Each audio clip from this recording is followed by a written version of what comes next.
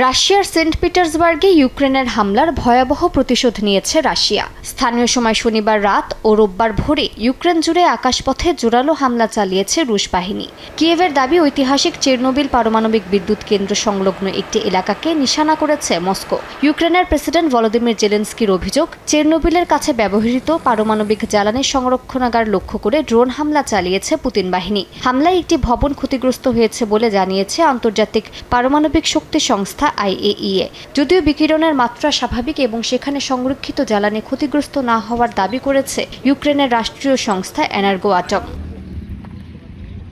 একই সঙ্গে ইউক্রেনের বিভিন্ন শহরেও অব্যাহত রয়েছে রুশ হামলা। জাপোরিঝিয়া অঞ্চলে একটি বাস স্টপে গাইডেড বোমা হামলায় নিহত হয়েছেন কয়েকজন। দিনিপ্রো পেট্রোভস্ক অঞ্চলে ড্রোন ও বিমান হামলায় প্রাণ হারিয়েছেন আরও একজন।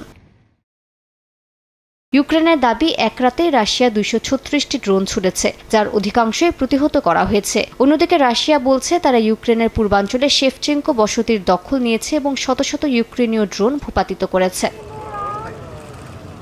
এর মধ্যেই লন্ডনে ফ্রান্স, জার্মানি ও যুক্তরাজ্যের নেতাদের সঙ্গে বৈঠকে বসার কথা রয়েছে জেলেনস্কির। ইউরোপীয় এই মিত্ররা রাশিয়ার উপর আরও চাপ বাড়ানোর উপায় নিয়ে আলোচনা করবেন বলে জানিয়েছে পশ্চিমা গণমাধ্যমগুলো।